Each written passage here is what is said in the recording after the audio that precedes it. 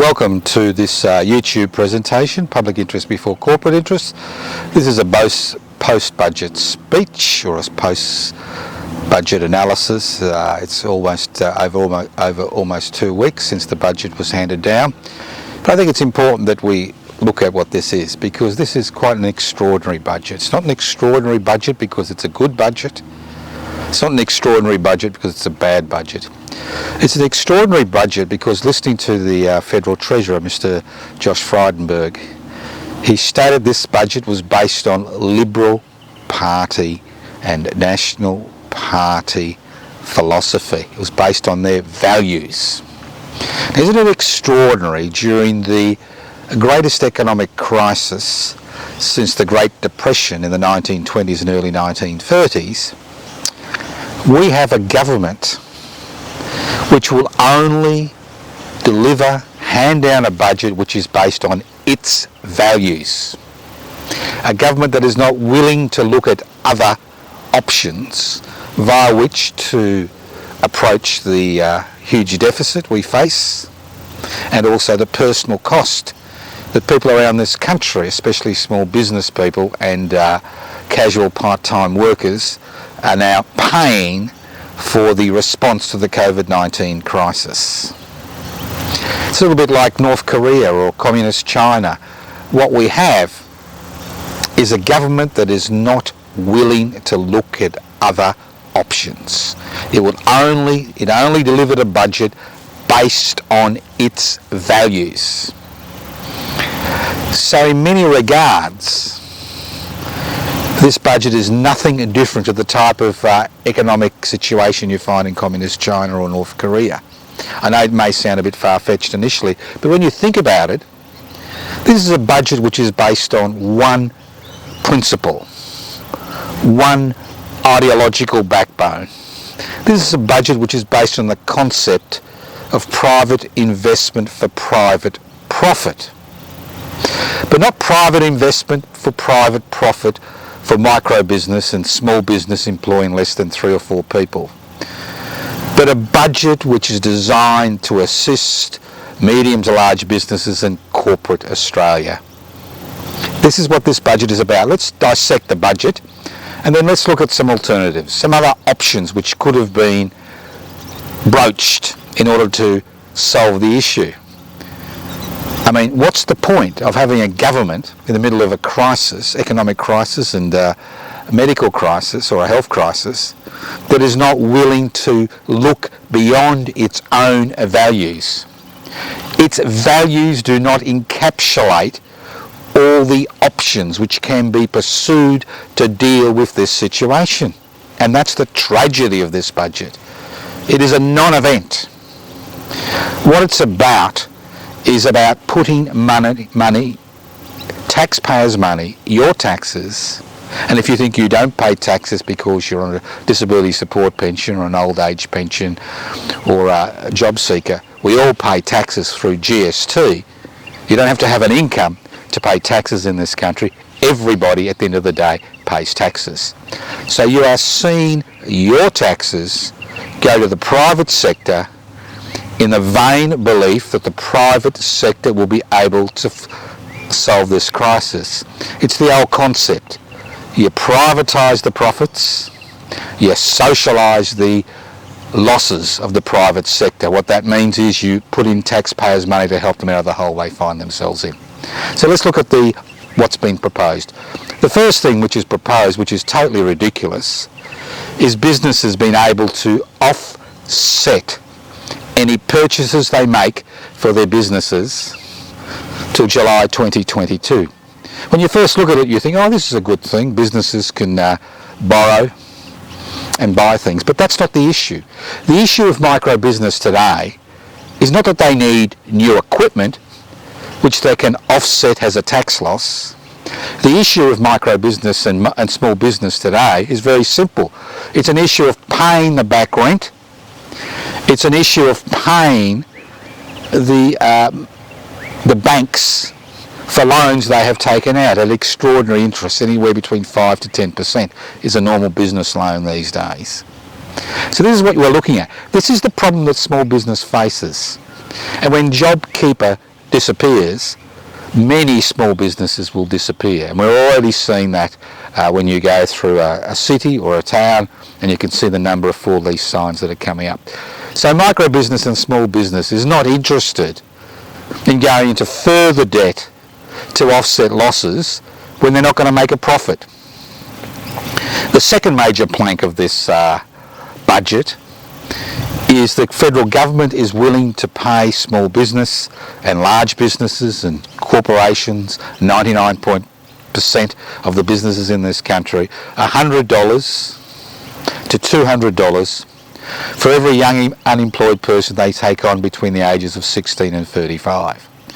What at first seems a good option really makes no sense. Because why limit it to young people?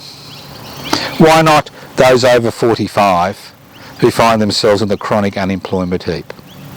Why limit it to young people? And let's not forget that most businesses will take on young people for a short period of time while the subsidy is there, pay them the minimum wage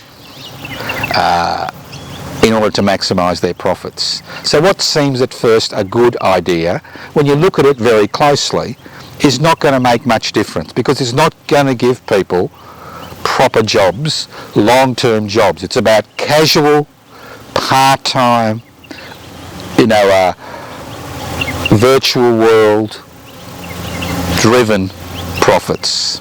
So all it will do, it'll help the bottom line of some of the major corporations and medium and businesses in this country. It is not going to help small business, because most small business is not going to be able to take on staff, even if you pay them $100 or $200 extra to assist wages, because many small businesses today actually hire people on a cash basis. So let's look at the third tier, and this is one tier which I think has merit, and that's subsidising the wages of apprentices by 50%. Now obviously we need apprentices in many fields, but the key is that many businesses will take on apprentices, and as soon as that 50% subsidy disappears, they will get rid of their apprentices. There should be a provision that anybody who takes on this, any business that takes on this and takes on an apprentice, should provide training for that apprentice until they graduate from their particular field, until they become a tradesperson or acquire the qualification necessary for them to practice in that field of human endeavour. So once again, this is basically opening a pathway to the Treasury for medium-sized businesses in the corporate world. It has minimal impact on unemployment. It has no impact on small business and micro business. So this is a values-laden budget.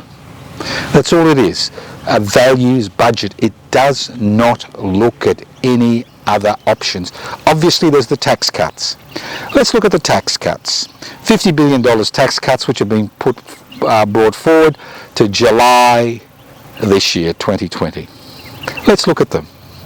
Who will get the major tax cuts? It won't be people who earn between $45,000 and $90,000. You'll get a tax cut of $20 a week. It will be those people who earn more than $90,000 who will enjoy quite significant tax cuts.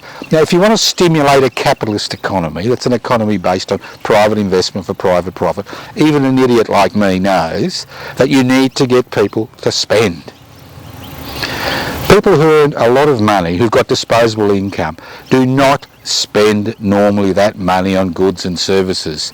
They invest that money. They use this country's investor-friendly negative gearing laws. They use this country's investor-friendly stock and shares laws. That's what they use. That's where their money will go. It will not go into the pockets of small business, and it will not employ people, because they will not reinvest it in the country. They will reinvest it in their own future. If you want to stimulate the economy, and we saw this during the COVID-19 crisis, when money was given to people through JobKeeper and the job seeker allowance was doubled, we saw the economy not collapse. It dropped, but it didn't collapse. And it didn't collapse because people who've got no money, who get money, use that money for goods and services.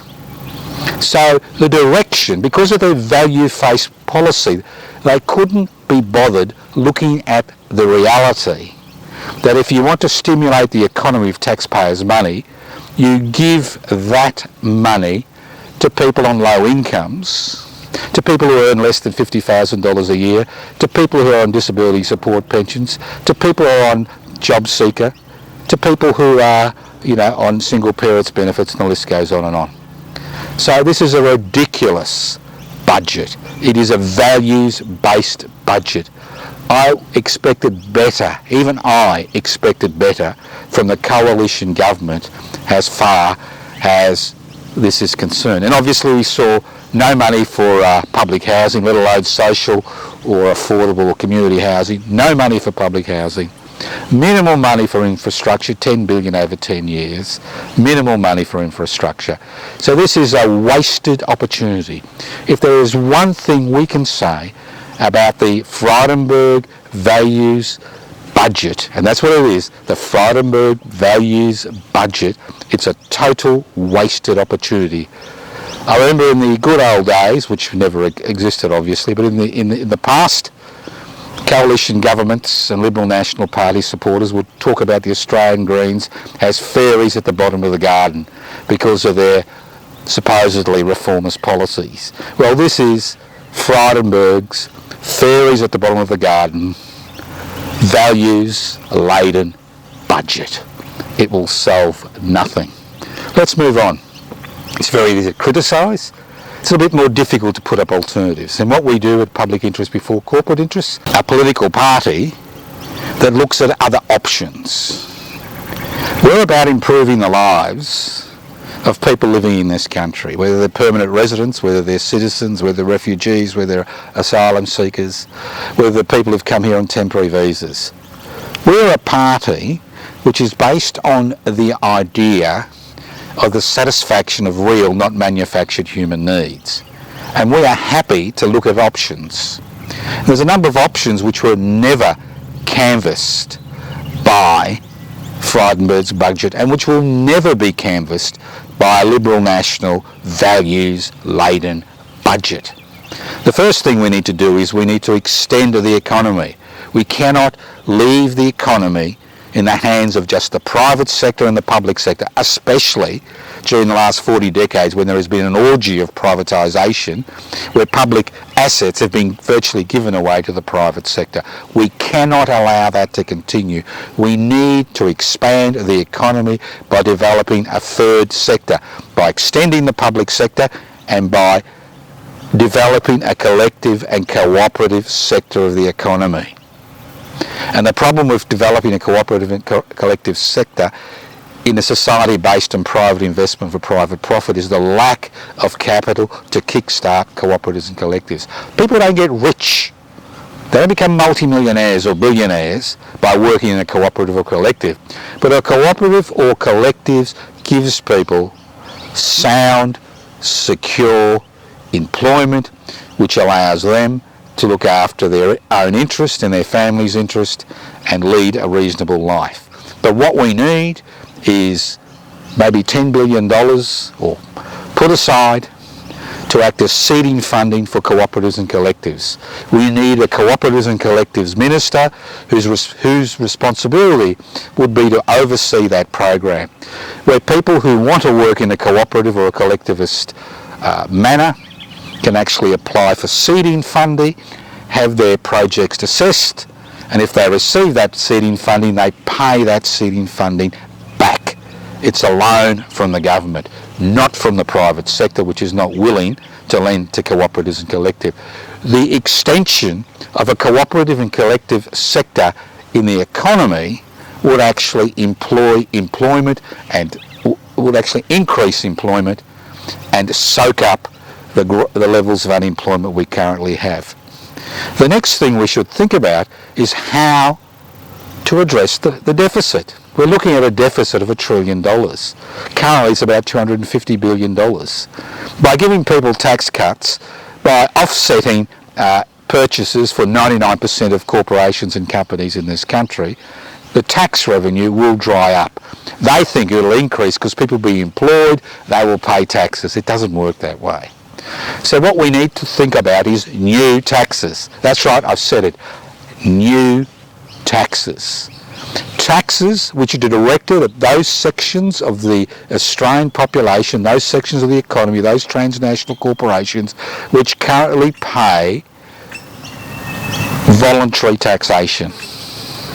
1/3 of this country's biggest 1,500 companies paid no taxation over the past 12 months. So two taxes they can't get out of is one, a 1% stock market turnover tax. What that means is every time a stock or share is sold, 1% goes directly to the Treasury. You can raise $150 billion every year in Australia by a 1% stock market turnover tax. And those of you with superannuation who say, oh my God, I'm going to get less money when I retire, that is garbage. Because what it means is this 1% stock market turnover tax actually improves your life now, not when you retire. The next tax we should think of, which could raise $250 billion a year, is a 1% financial transaction tax. Every time there's a financial transaction, 1% goes directly to the Treasury. This would raise, just these two taxes would raise $400 billion per year. That's right, $400 billion, which is almost 40% of the gross national income in this country. $400 billion. With $400 billion, you can finance a universal basic income. And what a universal basic income is, it provides protection for individuals and communities and the nation as a whole during a crisis, whether it's a personal crisis or a regional crisis or a national crisis, because it means everybody can actually have access to the basic necessities of life. And you can fund a universal basic income by a 1% financial transaction tax, and $150 billion, which comes from a 1% stock market turnover tax, could be used to rapidly reduce the deficit and get rid of the deficit within 3 or 4 years, not generations. So, we've got options. The next federal election will be in less than a year. In less than a year. Sometime in it'll be just over a year, sometime in 2022. It's got to be held before May 2022. Now, we want to register as a federal political party. We have currently 423 members on the federal electoral roll. We need 550 to apply for registration. We are currently in a positive framework. We need another 125 members, and then we apply for registration. It takes 6 to 9 months for a new political party to achieve registration. So if you are interested in groups of people who pursue options, who are not based on just policies which are based on ideological values, then I encourage you to look at the website pipsy.net. And if you're interested, download the application form at info. You can download it, go to info@pipsy.net. Join us, become a member of, I think, what will be one of the fastest growing political parties in this country, because we have options. We have options by which we can address many of the problems which 25 million people living in a continent should never have had to face. Thank you for listening to this week's presentation of public interest before corporate interest. Listen in next week. What we're going to talk about depends on what happens in the world around us. My name's Joseph Toscano, and if you haven't got a printer, you're not on the net, although you're watching this YouTube presentation, you can always leave a message on 0439 395 489 and I'll post you out some application forms.